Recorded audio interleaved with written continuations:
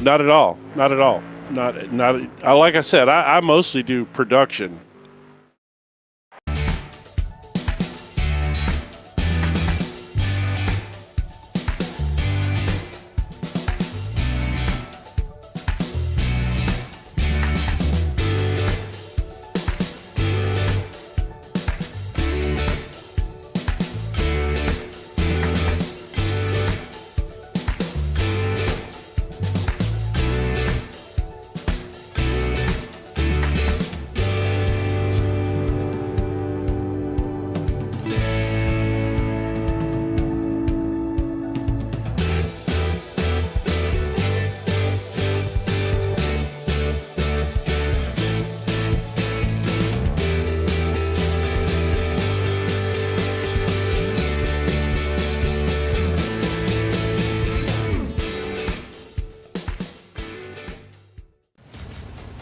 Are you struggling for consistency in your sim racing? Does your iRating look like a roller coaster? If so, we have good news for you. The way to get more consistent is to first understand what you're doing differently than the professionals. And VRS is the answer. With our competitive subscription, you will have the telemetry, setups, tutorials, and everything else you need to fully analyze your driving. Our data packs and the ability to compare your driving with the best in the world will show you exactly where to adjust your inputs, change your driving line, and shave seconds off of your lap times. And our powerful and precise Direct Force Pro wheelbase and precision pedals are being used by some of the world's best drivers. All these champions agree that VRS hardware is not just the best on the market, it's also priced well below the competition. So if you're looking to upgrade to direct drive and the best pedals in sim racing, VRS is your answer. If you want to get better, get faster,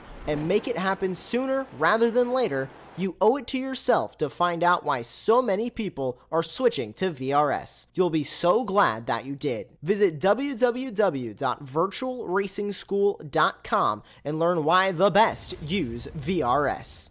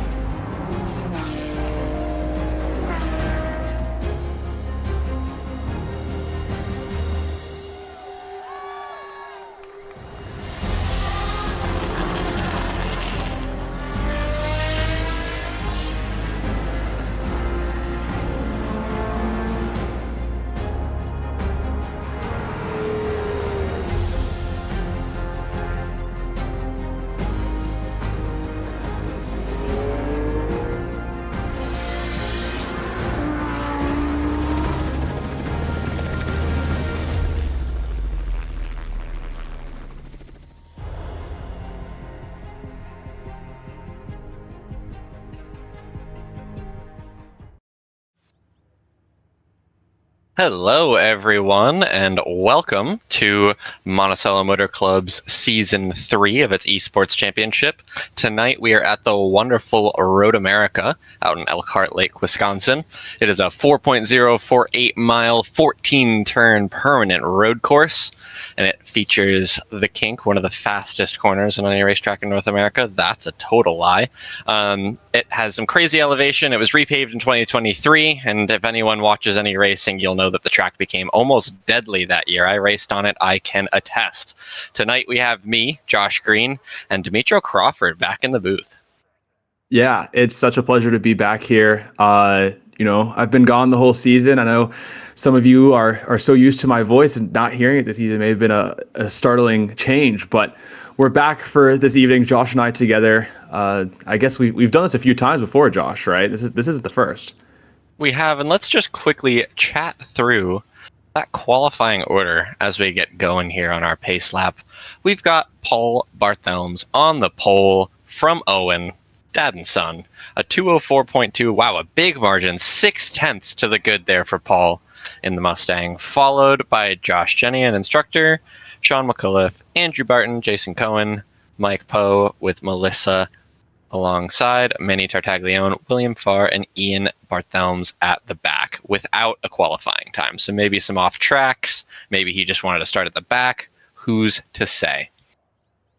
Yeah, I mean, it feels frequent that we see the Barthelmes at the front of the grid. I feel like far too often we see the Barthelmes at the front of the grid. We love to see it, and man, do they love those Ford GT3s. But yeah, it's really interesting to see Ian at the back start this race. We usually see the fight between Paul and Ian, but Ian may be taking a page out of your book, Josh. This season you've been doing a lot of starting from the back, and maybe that's the meta. Maybe that's the way to do it.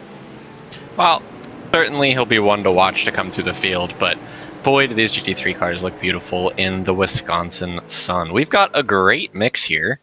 We've got multiple Mustangs, a couple Porsches, got a Mercedes, a BMW in there. We really are kind of representing everything other than the Aston Martin. That doesn't seem to have made it in, but Manny holding strong for the Ferrari there.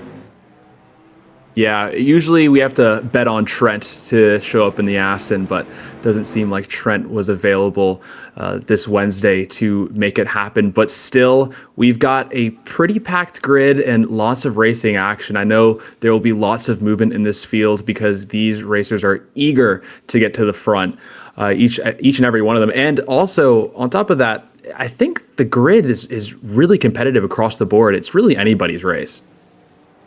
This is extremely true. Especially at Road America with so many long straights, it's very, very hard to pull away in these GT3 cars. Especially the Mustang punches a really, really big hole in the air, so it makes it easy for those cars behind to suck up. It'll be interesting with two Mustangs and two Porsches on the front two rows. We'll see how the two of them tow and work together on those first couple laps, but I imagine it's going to get pretty rowdy here down to turn 4.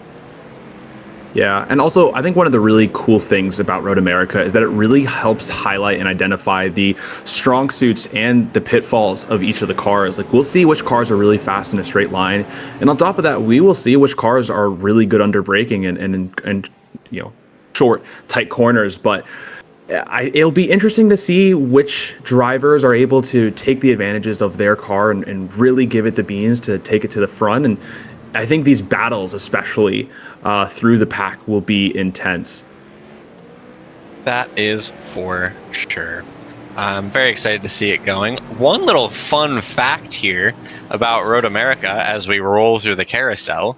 It was originally built for $175,000 in 1955 to replace the dangerous public road racing in the area. People were ripping their... What was racing back in 1955? What was the car? You know what? That is such a beyond me question. I don't even want to answer it. 55 or before the 912, right? I mean, you got NASCARs back then. You got the 300 SLR, the Mercedes 300 SLR, Jaguar D-Type. Ooh. So we just rolled through the kink there. Absolutely insane corner, especially in GT3 cars, honestly. In a Formula car, it can be very, very easy, flat out, no problem. But in a GT3 car, it is hair-raising. It might be a bit of a lift. It might be flat out, maybe on low fuel, on new tires, but you never really know. Especially dependent on setup, and with all these cars on a fixed setup, I imagine there's a bit of a lift. Coming here into Canada Corner, one of the best overtaking places, one of the most underrated overtaking spots at Road America. Honestly, it's surprising how easily you can wrap around the outside of people through there. The turn-in is so early. If you can really send it on the way in on the outside, you can pinch someone down to that apex, and there's lots of runoff to get all the way out there. Through these next two corners, that left-hander that we just went through, turn 13, big bump at the apex, which is kind of terrifying, but we are rolling down the front straight, getting ready to take the green. And this green will be done by Paul Barthelmes. He will be the one to take the grid to green as he's holding. He's taking his time, and we go green. We go green. We're heading down to turn 1 here. Neck and neck for the two Barthelmes. It's very interesting there. Oh, he's going to cross over. He did clear him fully. Will Owen go to the inside? He won't. He's going to leave him be. And we are line of stern there, more or less heading into 1. Sean pushing Owen through the middle of that corner. We've got Jason Cohen and Andrew Barton running side by side here as we roll down into turn 3. Ooh, some contact there. Some contact there. Off goes Jason Cohen. Lots of contact. Oh, we're all wrecking. Was that Owen Barthelmes? I think that was Owen Barthelmes back there that ended up sideways. Sean McAuliffe just doing the old... he must have just gotten to his rear corner there. This is a classic one. Just kidding. I lied. It's not a classic one at all. Just dumped it on his own. That's so unfortunate. Amazing avoidance by a whole bunch of the field. Amazing avoidance by most of the field. Wow. Unfortunate there. Mike Poe. We lose him. As Ian Barthelmes makes his way up into 4th place. You are hearing me correct. 4th from last into turn 6. Some unbelievable stuff as he goes by Josh Jenny. Battle for 3rd here. Andrew Barton all the way up to 3rd after starting down in 6th. So quite the climb there on lap 1, just the first half of the lap. Very exciting start. Absolutely. I thought the contact between Mike and Owen was not too hard. I thought it was a nice little tap, but it looks like it was enough to take Mike out of the running. Maybe a rear arm and the car just wasn't driving straight, but super unfortunate stuff for Mike. Just incredibly unlucky to be there. But man, it looks like Ian Barthelmes' start was an absolute screamer. Andrew Barton not going defensive, carrying all the speed through the apex. They're going to be side by side on the exit, but he's just going to tuck in and give that one to Ian. Ian is hauling. He is hauling the mail. 8 positions up in one single lap. Love to see it. Jason Cohen there with the meatball flag in the back. Going to have a long day ahead of him here in race 1 as we watch Ian hunt down Sean McAuliffe in that Porsche 911 GT3R for 2nd position. Paul on lap.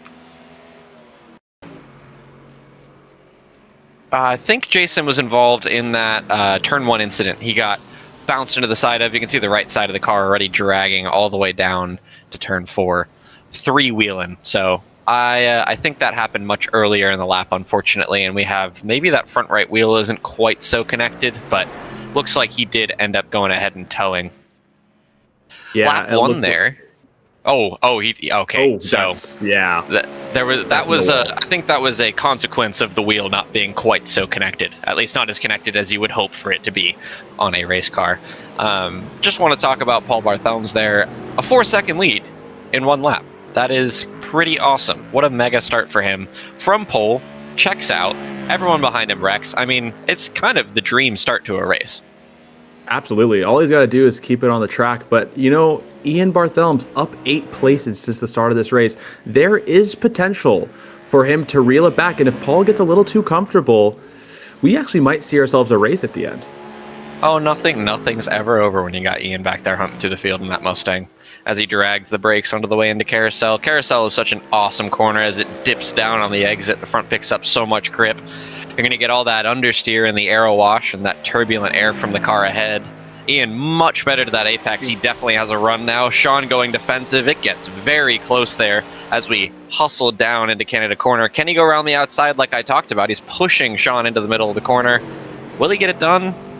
Oh, he's still there on his quarter. That's going to get really spicy here on the entry to 13, and he lets him have it. That's a good, smart move here from Ian. We've still got 16 minutes to go in this race. Important to make sure that you're still in it on the final laps. Absolutely. And this is one of the big things that you talk about often, Josh, is not trying to make too desperate of moves, not trying to force a move when it really shouldn't happen, because it's one of those things that, even if you don't make the move in one corner, you can always wait a few more corners and get right up back to the person in front of you and make the move there. Like, ooh, Ian's showing his nose there, but a little too far back. Yeah, not quite sure what that was. Just a little wiggle, just a little bit of excitement there. I mean, I'd be excited too if I got all the way up to 3rd from last. That's fair. Paul there with a 203.8, absolutely hauling the mail. Someone better call the post office. I'm very excited to see Ian Barthelmes and Sean McAuliffe keep fighting. Sean has shown himself to be a pretty mega defender in this entire season, so it's exciting to see these two go after it, as Ian's been one of the most aggressive drivers that the season has seen. Across the curve on the entry, will he be able to switch him back? I don't think so.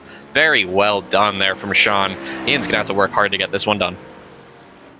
Yeah, Sean is really showing expertise when it comes to defending. I am watching from the commentator's box, and I am not really sure how I would pass him. He is making that Porsche obscenely wide on the track. You can see Ian trying to poke his nose wherever he can, but it's just really not happening here. Can be tough. It's hard to understand. Obviously, you look at Road America from the sky and you see 3 absolutely insanely long straights, and it's like, why can't you just fly by this guy? But this isn't Formula One. We don't have batteries to charge. We don't have wings that open. We don't have push to pass. All we have is turbulent air, punching holes in air, and apparently bump drafting if you're Ian Barthelmess right now. What a mega camera view we have here from the Apex Racing TV crew as we spin around and we watch. I'm getting dizzy. I'm probably going to throw up. Ian falling behind again, not quite getting the outside move done. I did say that it's one of my favorite moves to do, but it's not easy, and you have to be kind of passing someone who wants to give it to you. Or you have to be really, really aggressive and make sure you're the one that turns first. And actually, that's something we can talk about quick. If you're trying to pass around the outside, the way you get it done is by commanding the corner. You have to be a nose ahead, and you have to be the first person to turn the steering wheel and catch that guy on the inside off guard. That's when he's going to back out. Huge toe here from the Mustang, one of the fastest cars down the straight. Around the outside, that looks deep, but he hangs on to it. That's mega. It doesn't even use all the track on the exit. Easy stuff for Ian here. Now, this is a really tough spot. You don't want to be on the bottom here. He runs deep. This is smart. This is very smart from Ian, being able to back it up. Now, turn 3 is a very important corner. You never want to be the car overtaking in turn 3 because you've got this long straightaway ahead of you. If you don't have a run, you're going to be put in a bad spot. They are neck and neck down the hill. I'm in down awe the hill. watching. Sean down to the bottom and again defends, and it's no problem. Ian is going to have to get the elbows out here if he wants to get something done, but unfortunately, we are just watching as Paul stretches away purple lap after purple lap. 203.692, a full 1.1 seconds faster than the next fastest car. The switchback, what a move there from Ian. The switchback on the way in to turn 7, absolutely mega stuff. That was absolutely textbook. I was not expecting that at all, and probably nor was Sean McAuliffe. I mean, it was out of nowhere. Just the nose darts across towards the inside, and boom, Ian was there, and he makes the move. But like you were saying before, Paul's been putting in some absolutely textbook laps. I mean, absolutely clearing the field when it comes to his best laps. So if Ian wants to even catch up to Paul, he's got to pull out one of the best drives known to mankind. I'm talking Saudi Arabia, 2013 qualifying from Max Verstappen type laps without the crashing. 2013 might not have been the number you were thinking of. Was it 14? It was definitely 2021. My Anyway, goodness. just continuing. Josh Jenny, I want to take a step back here to position 5, if we could. The fight for fourth position with these 3 cars. I just want to note the top speed. Josh Jenny last lap did 167.5 miles an hour into turn 1. I think there's something wrong with this screen also, because apparently Jason Cohen did 235, which I for some reason don't believe. Josh Jenny to the bottom, book it on Andrew Barton, and Andrew Barton spins. That's extremely unfortunate. Just got the inside wheel up on the curb, spun up that inside rear, and around he goes. Rough to see, but up 1 position for Josh. Yeah, super unlucky for Andrew Barton there. He was actually running quite well up until that point, but I mean, sort of similar to what we saw with Owen Barthelmess, just getting the rear end a little light, and then as soon as that rear end comes around, it doesn't stop. And let's just take a little chat about Manny here. Up 4 positions, starting near the back. He's running some pretty quick laps, hovering in that 205 high region. Closing in on Josh Jenny ahead. He kind of closed in on that pack before Andrew had spun. The sole Ferrari in our field, rolling around there for road racing and entertainment. And let's just, I don't know, use it. You paid for the whole track. Why not use all of it? Dip those right side tires in the gravel. What's a little kitty litter?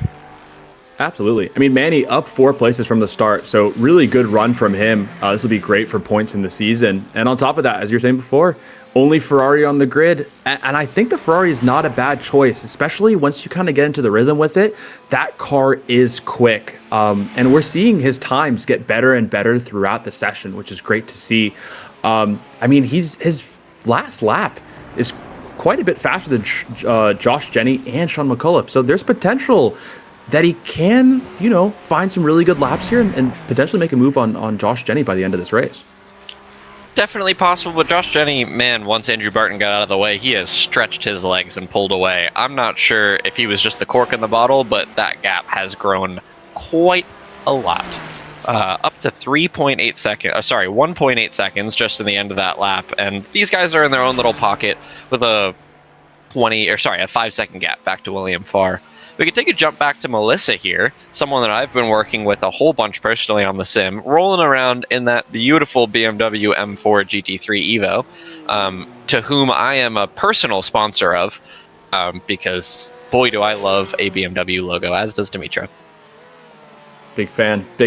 Yeah, absolutely killing it right now in that BMW M4 GT3. As William Farr makes a mistake, can Melissa capitalize on this? A big run here. She might even just clear him by the time we get to the brake zone, and she does. She's clear ahead. Will she defend? I'm hoping she will. I'm trying to channel it from inside my mind. She comes across. She's in the middle of the road. William comes back up the inside. He's not making that corner, not even close. I lied. Oh, he made the corner with no problem at all. Okay. All right. Well, Melissa a little early to the brakes. I don't know.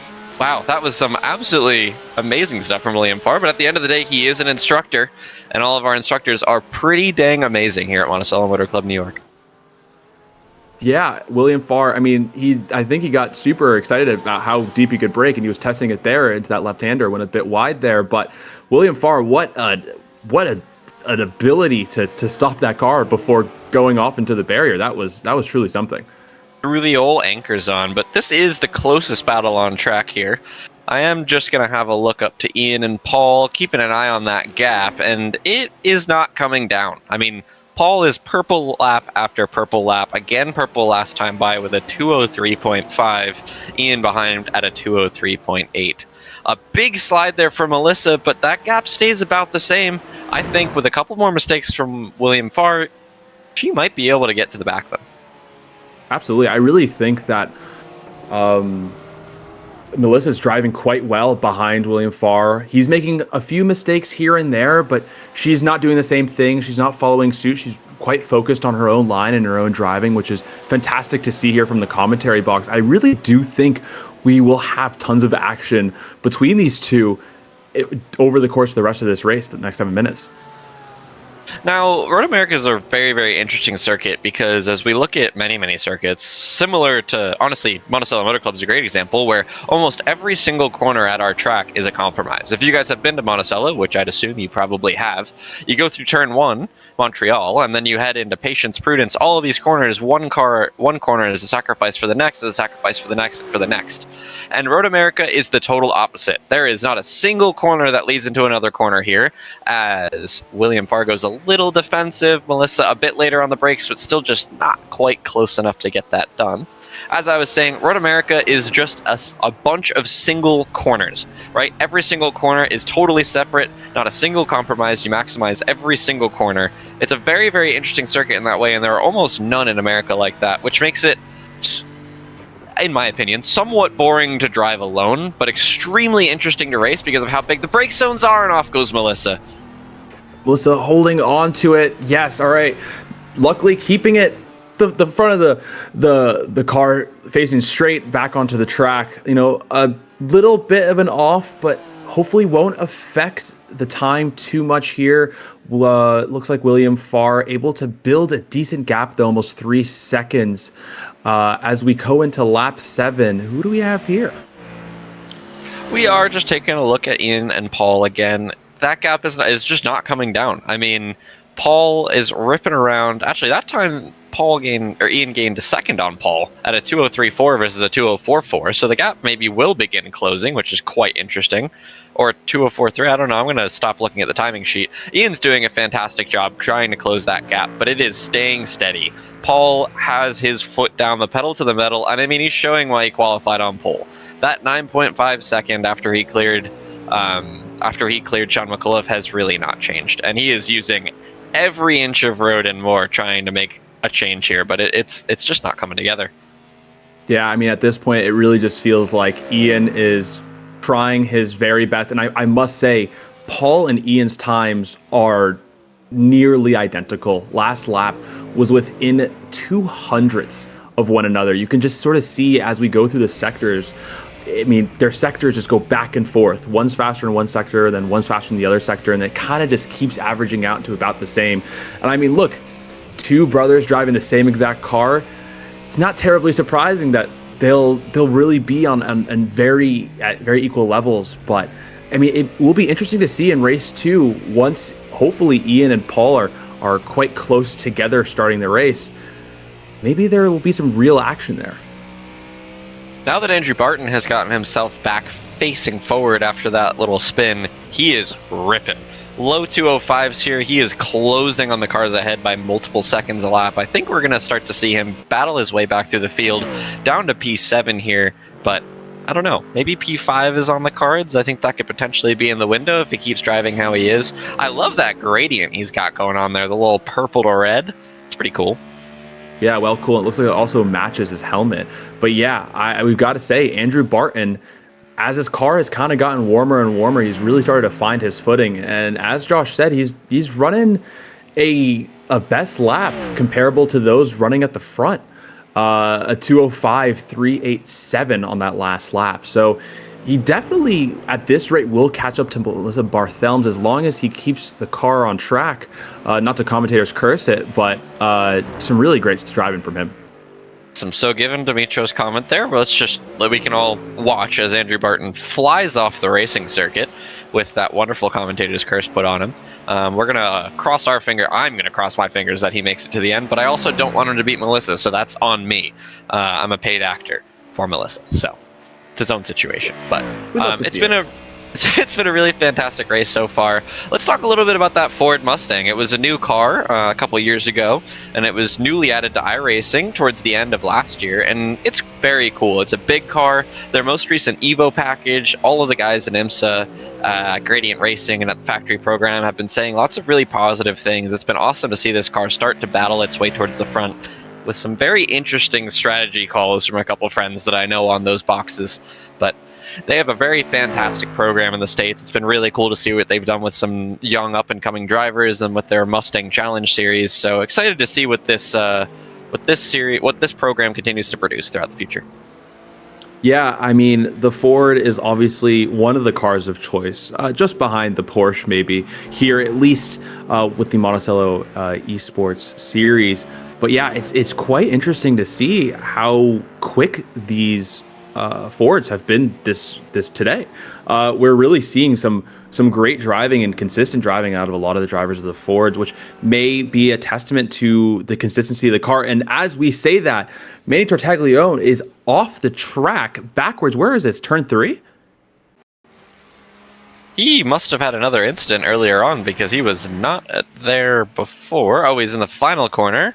Do we drop a tire on the outside? We don't. Just lots of speed on the way in. Oh, off into the gravel. But, I mean, that's not too bad of an off. He rejoins, no problem. And I guess maybe some gravel on the tires, and that's why he lost it later in the lap. One thing that's easy to do in that final corner is because the road curves down in the brake zone, you can drop a tire on the left side and hook yourself around on the entry, but that's not what he did. That looked very fast into turn 1, but seems all right. Drops a tire on the exit, no problem. Do we drop a tire in the brake zone here? We don't. Everything still looks dandy. A little fast on the way in, no problem. That way, so it wasn't turn 3 then.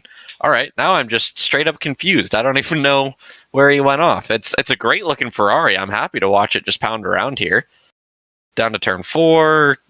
Maybe we're a little bit early on this one. I'm not quite sure. But look, let's just watch a Ferrari in 2 times speed.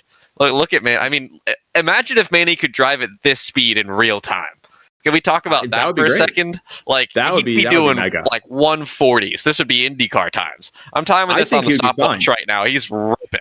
The sector times are insane. I mean, we're coming up here to do a low 130, I think. Do we drop a tire here? We don't. I mean, this is amazing stuff. We're just fantastic. I think the replay might have a slight issue. We're going to jump back to... And there he spins in turn 3, just a lap later. We were a lap too early, ladies and gents. Interesting that he lost so many positions with that, though. I didn't think that he was that far away. So he must have taken a little while to spin around. Andrew Barton, meanwhile, has gotten right to the back of Melissa in that beautiful M4 GT3.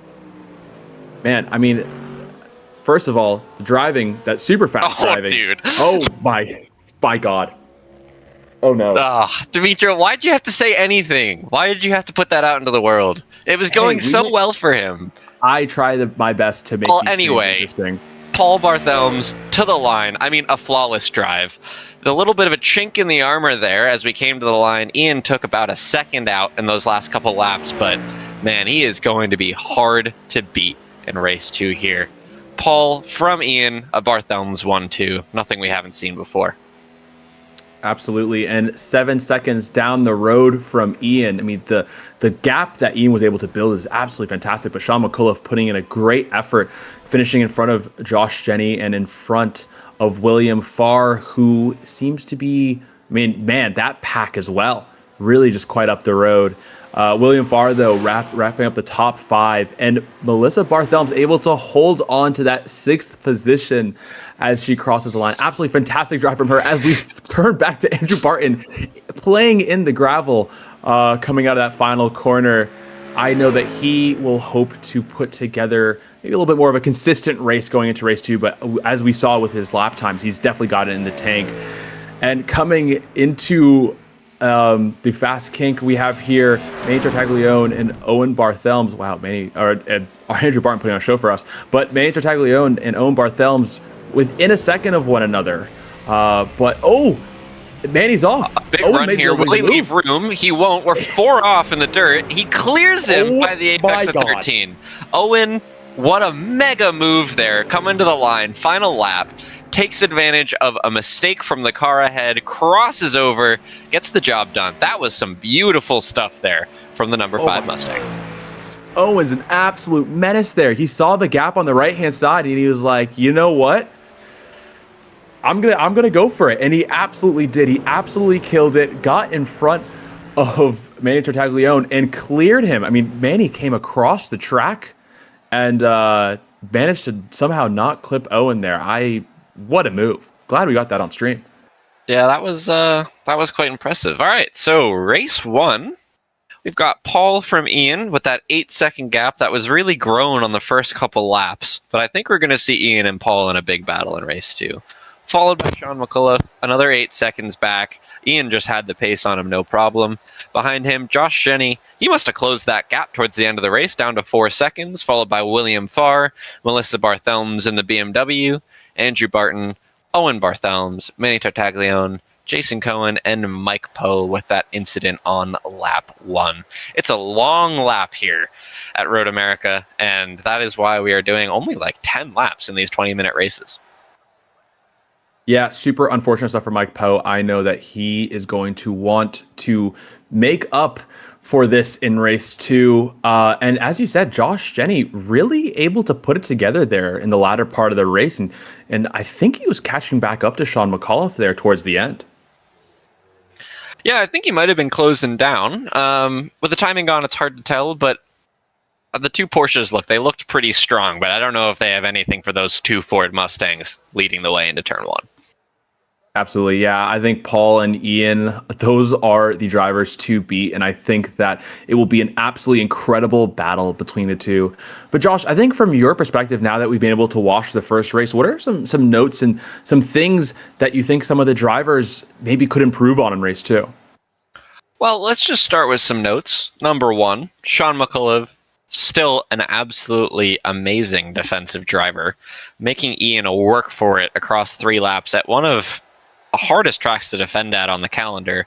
Long straights, very wide, open brake zones, long brake zones. So he did a very, very good job there until Ian, probably the most aggressive driver in our field, just sent one. And I mean sent one. Like, what a move. The switchback, the outside to the inside to the outside. I mean, it was just the outside to the inside, but still, it looked really, really good. I was quite impressed there by Ian. It's very easy to mess up that switchback going from the outside to the inside, clip the rear bumper of the car ahead, and send them flying into the wall, but he did not do that, and boy, did he execute that move to a level of excellence. I think that we will have a very strong race here in race 2. I think Ian and Paul, I'm hungry, I want hamburger. I'm not sure. I'm on board with that, whoever said that. Paul and Ian are going to have a really strong race here. I think the two of them are going to battle a whole lot more. We saw the pace in the second half of the race. They were right on each other, and I think that 2 or 3/10 difference that we see lap to lap is going to be consumed by the draft, and they're not going to be able to drive away from each other if they stay on track.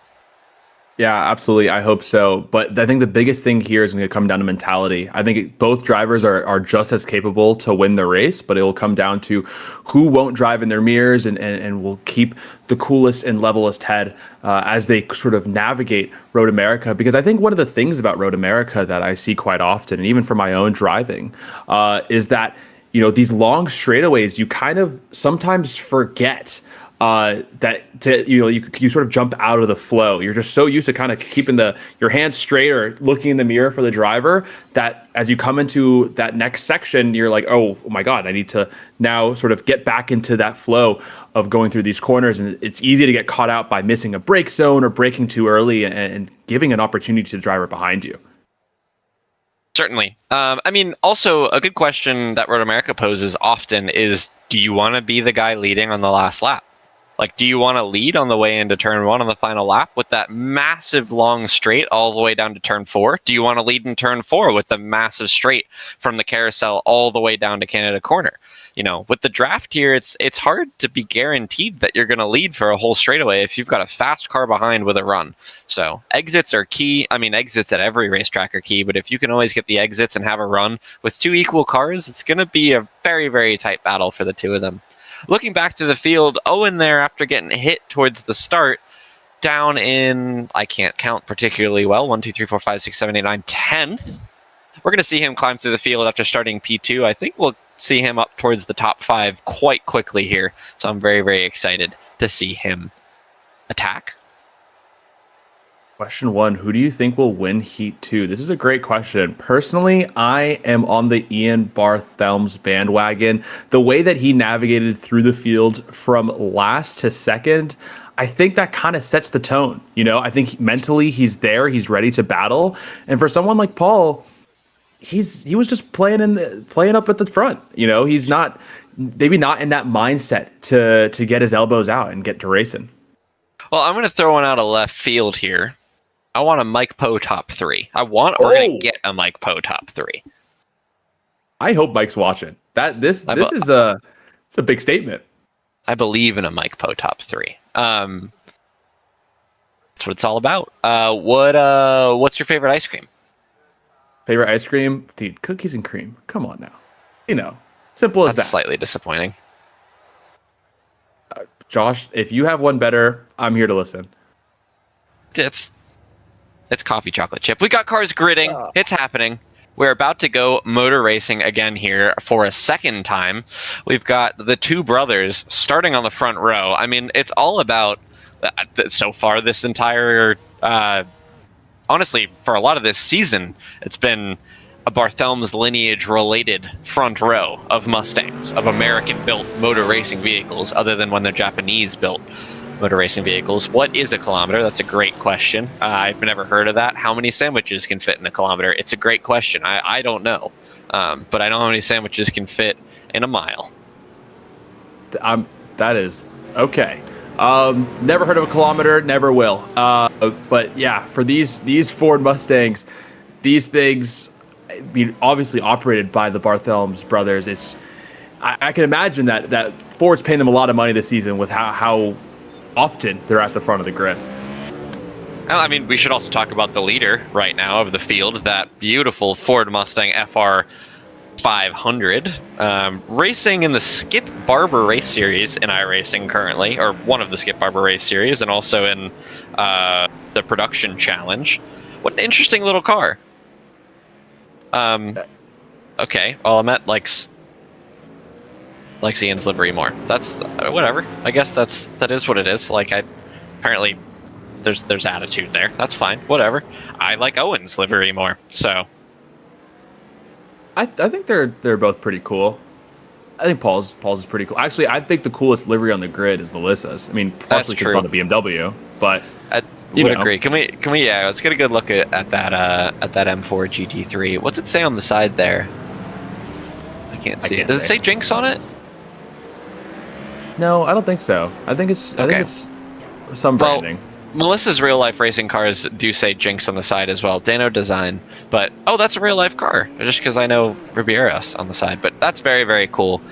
Gotta love a cherry blossom car. That's quite cool. Absolutely, especially this time of year. That's quite cool. Especially this time of year. I don't know when the cherry blossoms do happen, but it's now. It's now. But appreciate it, Josh. Yeah, that's fair. Apparently, that car had 3 Brazilians in it when it raced in real life. So there you go. We've got Owen there just behind her. I mean, the Barthelms seem to just always be around each other, no matter what. They got to be in front, behind, next to. I mean, you just can't get enough of each other. Yeah, I mean, it's great to see the whole family on the grid. That's always one of the most fun parts about announcing, is that there's always a Barthelms to talk about, right, at all times. So big shout out to them, and also big shout out to Melissa for picking the right car. For sure. Looking back to the field, we got Mike Poe there starting on the final row of the grid on row 6. He's going to be hoping for a better day here. He had a rough one the last couple times, and at least he just wants to make the finish. He doesn't want to have another impact. I know he likes Road America. It's a beautiful circuit here. He loves Wisconsin, huge Wisconsin and huge cheese fan. So hoping to see our boy up from karting at the front of the field by the end of this race. But as we come down to Canada Corner and we get packed up and paired up, we're warming up those tires. Let's see who has it and who doesn't in Heat 2. Yeah, absolutely would love to see Mike Poe up towards the front of this grid at the end of this race. But it will require him to really put his head down and get after it. He's had lots of unlucky races this season, but I'm going to give him the commentator's blessing. He will make it to the top 3. I've never heard of such a thing, and I think it almost certainly only does the opposite. But we are rolling onto the front straightaway here. We have 5 lights. They are going to come on, and we are going to go racing. Will it be Ian or Paul turning in to turn 1 here at Road America first? Let's find out as we roll to the green here for Heat 2 at Road America. Paul bringing us to the start-finish line. Green, green, green, and we're racing down to turn 1. Manny gets a great jump there, and Andrew Barton pops out of line. Ian is going to have the jump here into turn 1. Sean McCullough following with him, almost pushing him down to the brake zone of turn 1. We're on board Josh Jenny. Looking the two of them side by side. Will he leave him room? He will. Dropping tires. As I said before, you never want to be the guy passing on the way into turn 3. Will he give it to him? He won't. And I think this gives the opportunity for Josh to have a mega run on both cars, but he just doesn't quite set it up. What a job there by Ian to hold it around the outside of Sean and tuck back in. All Ian's going to be thinking right now is, I don't want to let that gap to my brother grow like it did last race. And I don't know that Sean is quite on the same wavelength. Absolutely. And as you were saying before, the run out of turn 3 is incredibly important. Ian looks like he was able to make that run work. As we have 2 Fords at the front, followed by 3 Porsches. The grid is still super close, though. Super, super tight. Luckily, we avoided that incident down into turn 1, and we are ripping. Mike Poe up to P8 already, our biggest current mover, as well as Manny Tartaglione, who we saw jump out of the way on that start with that mega run. It can be tough here at Road America on the starts because the inside is just a concrete wall. So if you get squeezed, commentators curse. Yep, Manny Tartaglione is around. Unfortunate there. We saw a couple mistakes in the previous race. Let's see if he got help, or was that just on his own? Coming down here into turn 8. Go ahead. No, yeah, the Ferrari is one of those cars where it takes a little while for the car to get up to temp and for the tires to really get to a place where the car feels predictable. I mean, over the course of the first 5 laps, the car just completely changes its driving dynamics, and it's really hard car to hold on to. And unfortunately, Manny learned that firsthand that's contact between Mike Poe. Mike Poe gets into the side of Owen Barthelm's, and that is Owen out for a second time tonight. That is super unfortunate to see. Mike Poe just dropping a left rear tire off the exit curb in Canada corner. Easy to do. They give you so much run. Just overshoots it. Starts to lose it with all the gravel on the tire. Tries to get to power again. Loses it a second time and into Owen. And he crosses himself into the wall. That's so unfortunate. You know, it's really easy once you drop a tire, once you have that slide, to just sort of forget about everything around you, just start to try and figure out where you're placed on track. And it just looks like he didn't quite get his eyes up, and the cars behind weren't able to react to where he was at. But we are back to the lead. A battle for P1, Ian and Paul. This is the battle of the night. Ian versus Paul. What can Ian do to capitalize on the run out of turn 4? Man, they are close.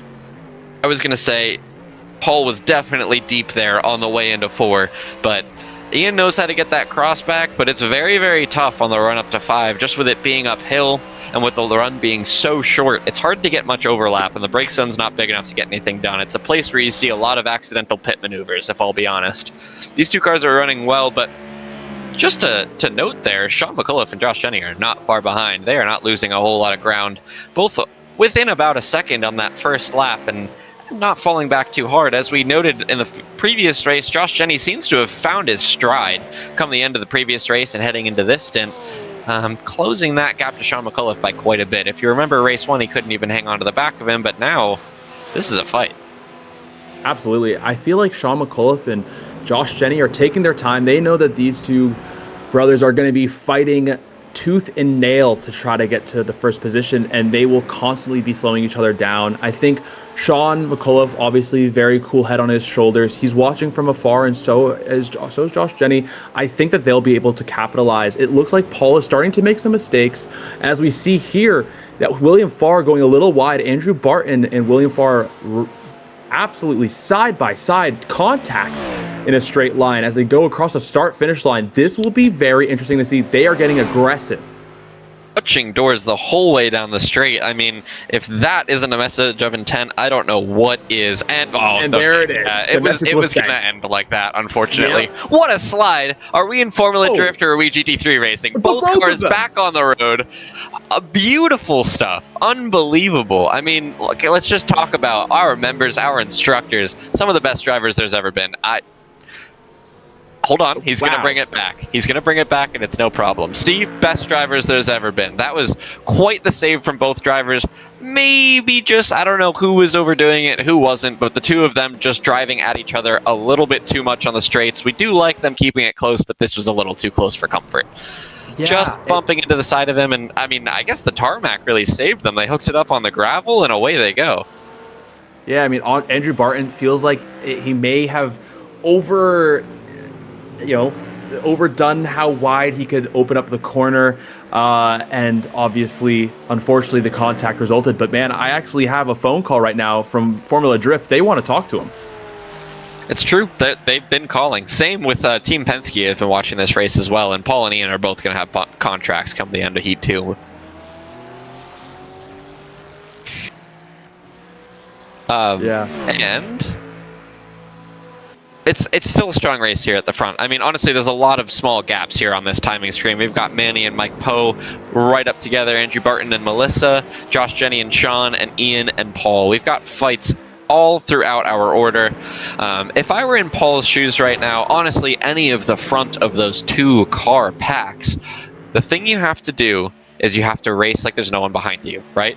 As long as Paul has his eyes forward, you got to look and you got to believe where you want to go. You have to think about where you want to go. You can't think about being perfect, about not making mistakes. You have to put yourself in the conditions in which those don't happen. You have to be smooth. You have to breathe calm. You have to take your time. And that's where the lap time is going to come from, and that's how he's going to drive away from his brother here. He's doing a good job, and Paul isn't Ian isn't close enough to make an attack, But with that toe, he's not able to drive away just yet and stretch his legs. Absolutely. And Sean McAuliffe and Josh Jenney, the two of them are just as close as Paul Barthelmes and Ian Barthelmes are on track. As it looks like Andrew Barton was trying to make a mover on the outside of Melissa Barthelmes. She's able to hold on to it as we go down the hill with Paul Barthelmes and Ian Barthelmes. Will Ian be able to make the move on the outside, maybe force Paul to make a mistake? That's deep. It looked okay. It seems as though Ian is holding on as we go back to Andrew Barton and Melissa Barthelmes. Looks like Andrew Barton was able to make the move on Melissa going into turn 3. Break? Can Melissa hold on? Oh, Melissa going for the move. A little bit of contact, but that ain't hurt nobody. It looks like the front right, though, may have some issues on that car after that contact. So, Paul Barthelmes, unfortunately, that don't hurt nobody. It may have hurt somebody. It looks as if the front right of that BMW is a little bit differently shaped. Maybe Melissa should open a body shop. Maybe that's how it should have been from the factory. You never know. Could be better aero. It remains to be seen. Ian and Paul still tucked up behind each other. Paul's going to have to defend here into Canada corner, and he doesn't, and I was wrong. But, I mean, an amazing race here. It's very, very tough to get an overtake done here. Even with the toe, it's all about getting runs, and the two of them keep making little mistakes that keep them tied up together. If one of them can just settle into a rhythm, they're going to be able to take this race win. But it's just about who can do it first. Absolutely. And I mean, we've seen Ian, he's a driver that can make the move, but I know sometimes he can get kind of excited. I feel like if he just settled down a little bit and sort of forced more mistakes out of Paul and just drove his line, he would be able to make this move no problem. He looks to the inside to one, can't quite do it. I think that was more just a fake. What a run for braking on the inside of the road, but he's not quite there just yet. Coming down to 3, not using all the road, so he won't get quite as good of a run, but again, just the toe here, it keeps you in the fight 24/7. It is so hard to lose a car from behind if they're within a couple tenths of you on pace. And with two very clean Mustangs leading the way, it's going to be hard to say who's going to win, but I can tell you it probably has a Ford logo on it. That is very true. And I feel like at this point, Ian Barthelmes is probably pretty sick of reading the words Toyo tires. I know that he's trying to make that move and he wants to make that pass. You can see going even into turn 1, he's really trying to show Paul, hey, I'm in your mirrors and I'm here to stay. So no matter what you do, if you make a mistake, I'm going to be the first one to capitalize on it. You could see there through turn 6 just a little bit of a struggle across the front axle that Ian had. Picked up some understeer. That aero wash is definitely going to play into effect and is continue to hurt those front tires on Ian's car. Make it hard for him to stay on the back of him through places like the carousel, turn 6, and the kink. That is one of the tough parts about Road America, is that a lot of these straightaways have fairly fast corners leading onto them. So you're in a car that's very aero reliant. It's hard to stay tucked up behind the car ahead. Yeah, as we look further back, Sean McAuliffe able to build a gap on Josh Jenney. We were seeing Josh Jenney was putting some very strong laps earlier in the race, but it seems as though Sean McAuliffe may be finding his footing as well as we come up the hill. Yeah, I mean, these both drivers are looking like they're quite textbook right this second, but Sean McAuliffe might just have a little bit more there. And Ian Barthelmes, by the way, with the fastest lap of the race on his last lap. Ian's ripping, but remember that toe is a big help, right? All he's doing is just rubber banding back and forth. He loses a little, he gains a little, he loses a little, he gains a little. And the two of them are within, 1/100th for best lap? But there is a 4-mile-an-hour speed difference at the end of the front straightaway. So if that doesn't tell you where the lap time difference is coming from right this second, I don't know what will. Yeah, the biggest question here into turn 3 and out of turn 3, more importantly, will Ian be able to build a run on Paul? It looks close. We're looking at the time intervals right this second. We're sitting at 2/10 and it's slowly trickling down. But will it be enough drive to get him to the inside or even the outside or force a mistake? Whoa. Paul gets defensive. Ian opens up the corner correct. Oh, this might be a move here. This might be it. He has the overlap. They're going to be side by side here into turn 5. And he still has the overlap. We're side by side. This is a hard place to be too wide through. Paul thinks better of it, gives him a little bit of space on the entry, but they're going to be banging doors here down into turn 7, leaving a lot of room with each other. Will he swap them back up? He won't, and that is Ian to the lead. Position gained. What a fantastic move from Ian there. Yeah, as soon as we saw through that fast right-hander, Paul, very kind and courteous, very kind driver, giving space to Ian, but you just can't give him the space there. If you're side by side and your driver or your competitors on the outside going to that fast right-hander and you let them stay there, they are going to pass you into that downhill left-hander, and that's exactly what happened. But now it's on Paul. He's got to get in the game. He's got to get in that mood to fight and get back up to the front. I mean, we've seen that pace from Paul. We know he has that pace. And as we were saying before, Ian was stuck behind Paul for the greater part of this race, the past 12 minutes, and his front tires have taken a toll as such. And Paul will have a more front end than Ian. Can he capitalize on that? Let's just take a step back here to Josh Jenney and Sean McCullough. That gap has closed considerably in the last 2 or 3 laps. Josh closing right up to the back of Sean. I think that was a rough lap there for Sean. We'll see as he crosses the line here. It was. Yeah, that was a half-second gain there for Josh Jenney, closing it down to 4/10. I think we're going to see a fight here. I'm kind of crossing my fingers. I'd like to see these two Porsches side by side, but who's to say? Absolutely. Looking at the sector times, it looks like the problems for Sean McCullough were, from 1,000 cuts, it's a bunch of these small little errors that sort of compounded into being 5/10 off on that last lap. And Josh Jenney, if he can stay consistent through the better part of this lap, he will be right on the tail end of Sean McCullough going into the final sector, if not going on to the front straight. And as we saw before, all it takes is one mistake from the driver ahead of you, and boom, like you said, Josh, I mean, these exits are so important, and any driver can capitalize on them. This is true. But again, I think what's going on consistently here is Sean McCullough, he's got the pace.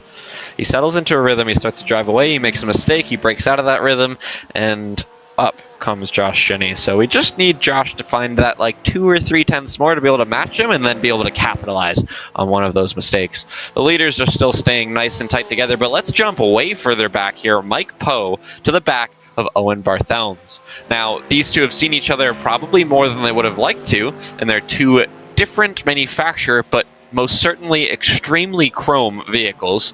I may have sort of overstepped my bounds, giving Mike Poe the benefit of the doubt of being on the podium, but I still believe in him, and I think we're going to see maybe some lap times starting with a 1. Some 159s, 158s, you never know. That's a good point, Josh. I completely agree with you here. Mike Poe is one of those drivers that sometimes he finds that rhythm and can make it work, but as we said, he's also one of the more unlucky drivers on the grid with, contact consistently. I guess there's consistency somewhere. But, all love to Mike Poe coming up on the back of Owen Barthelms and Melissa Barthelms as well. So we will have 2 Barthelms trains, one with Ian and Paul and the other with Melissa and Owen as we go back up to the front. 2 tenths separates Ian and Paul as we go into turn 3, and was that Josh Jenney off the road?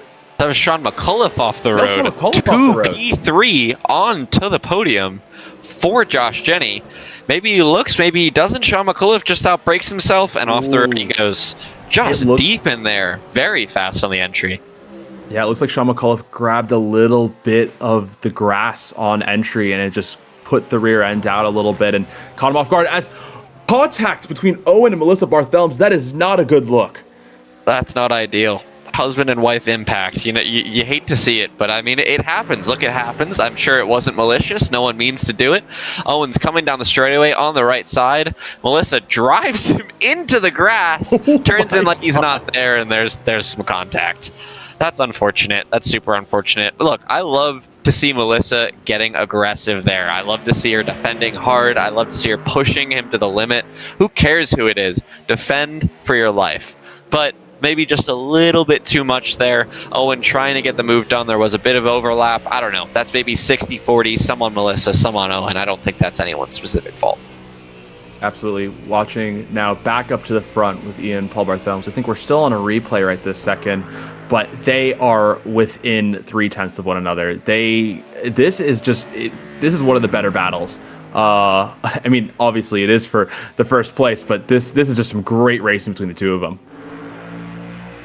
0.2 again separates the two brothers, and I mean, they've been stuck to each other's bumpers. These two Ford Mustangs have raced extremely cleanly, and it's been a beautiful day here at Road America, and we're going to have another fight here down to turn 1. That toe really helping our boy in P2 here, Paul. Closing the gap. He goes fully defensive. He doesn't cross back across. Paul gets alongside. Will he do the crossover? No, he'll try to hang there. Interesting choice. Won't quite get it done. You know, a really good strategy here at Road America is you want to get someone to defend coming onto a long straight. If you can get that big run through turn 1, make them go defensive on the way into 3, and then get the run on the exit, if you can maybe try and swap them up through turn 1 to make them cross over, try and defend, it's really important to try and put people in an uncomfortable spot heading onto a straightaway. After that contact, Owen fell back behind Mike Poe, but here he goes to the inside. Porsche with a little bit of damage on the front end there. Trying to get it done. I think I'll have this one nice and clean. He breaks fairly early, but Mike hands that to him. I mean, he did end his race after all. That is a very good point. I would say that Mike does owe it a little bit to Owen. Letting him have the position, I completely agree there. Kind, courteous, and making it happen. Also, looking at the leaderboard at the second, looks like William Farr has run into some issues. He was driving up, I'm pretty sure, in 5th place before. That we did have the 3 Porsches in a row, and I realized that is not the case anymore. Maybe a spin from him, or oh wow, catching air there. Good stuff. But yeah, it looks like Andrew Barton and Manny Tartaglione are able to capitalize on that. As we watch Andrew Barton and Manny Tartaglione, they are nose and tail right this second.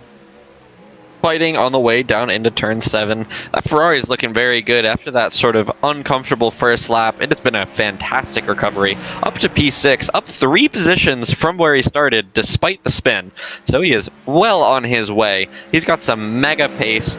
Best lap time being within a few tenths of Andrew Barton's ahead. I think this is going to be a battle to the end. We're going to watch these two very closely. The Ferrari, very low, very small, very slippery in the air behind that big kind of boxy Mustang with the big old V8 in the front. So front engine versus mid-engined, it's an age-old discussion. Ford versus Ferrari. They made a movie about this. This race at Road America. That's what the whole movie's about. You guys haven't watched it. With Andrew Barton too? Yeah, no, it's Andrew and Manny. That's crazy. Really? I gotta get their signatures soon then. Didn't know they're movie stars. Yep, they're movie stars. Oh, and Andrew drops a tire. Huge. Oh, I guess bump draft him. That was a method. That was a strategy. One of the possible strategies. Unfortunately, Manny wasn't able to jink far enough right, probably expecting Andrew to spin across the road, but he did a very good job to avoid it. Then we jump to the lead. Paul doesn't know which side to go on. He dives down the inside of Ian. They both go wide. They're both off the circuit. And Paul's going to have a lot of work to do here to close that gap up. Paul's going to have a whole lot of work to do. Incredible vision, though, from Ian. Ian saw Paul send down the inside. He knew that he wasn't going to make the corner and went, you know what? See you later. Let him fly off, and they kept on rolling. As we now move back to Manny Tartaglione and Andrew Barton, and Manny finally making the move, but not for long, it seems, as we go down the hill again. As you're saying, Josh, it's one of those things. If you don't get that exit, it's not going to happen. Or maybe Manny got a slowdown. I think Manny may have had a slowdown based on the way that he just let him through, or maybe they made some contact and he was just being courteous. But back to the point goes Andrew. Big break there on the exit. A huge run for Manny. He looks to the inside into 6. That's a little sketch, but we're going to try and have a look down into turn 7. Not that long of a break zone. I don't think this is where you should do it. I think you should be waiting down for Canada corner. That's a very slippery car in the air. He's going to tow right up to the back of that Ford Mustang. I think we'll be able to get that move done, but we'll keep an eye on it. Through the carousel, that right side tire dragging through the grass. A nice wide moment there in the middle, and Manny's going to get a great exit here using all the road. Who will be brave through the kink? Who has it? Who doesn't? But as we watch, Ian down to the start finish line takes the win over Paul. I mean, what a race. The two of them were glued together for that whole event. Obviously, if you're Paul, you're going to be a little bit upset going for that move on the last lap, but he had to try and get it done, and sometimes you end up off the road. Yeah. Ian, what a drive from him. But as we go back, Andrew Barton, May, and William, this race is not done for them. William, I thought, had, reaped the benefit of the scrap between the two of them, but it looks like he's falling back a little bit as he goes into the grass. The Manny will try to, tuck in with the Ferrari, but will it be enough? I don't think so. Andrew, what an absolutely fantastic drive as we finish off race 2, taking P6. I mean, there was a lot going on there. And Owen, P8 for him. Mike Poe, P9. Melissa, rounding it out, P10. What a drive from everybody. I think race 2 was full of action. It was fantastic. I mean, I was on the edge of my seat the entire time. I must say that Ian and Paul, what a battle. The two of them did such a fantastic job. Big ups to Josh Jenny for getting that P3. Unfortunate for Sean, just rolling off the road there, but still with the third fastest lap of the race. So he was rolling in that Porsche. Andrew Barton and Manny, a great scrap all the way to the end. Absolutely. And if we look at the complete result order, Ian Barthelm's able to take the win. Could you believe it? At the beginning of today, Ian was starting from the back, the absolute back. He was the caboose to the train, and now he was at the front. He gets to hold some silverware today. And Paul, I mean, fantastic drive from him as well. Not taking away anything from that. But unfortunately, missing that corner coming down the hill, that was the nail in the coffin that solidified his P2, but unfortunately took the win away from him. Josh Denny, fantastic drive, able to keep the pressure on Sean McCullough enough to the point to force that mistake. Unfortunate mistake from Sean McCullough, but able to keep it on track in the race and up to P4. It was a super fun one to watch. I hope everyone at home enjoyed. And that will be it for tonight with the two of us. A big thank you to Apex Racing TV, to Monticello Motor Club for putting this on. And we will see you for the final round next Wednesday. Road Atlanta and some MX5 Cup cars. I can't wait.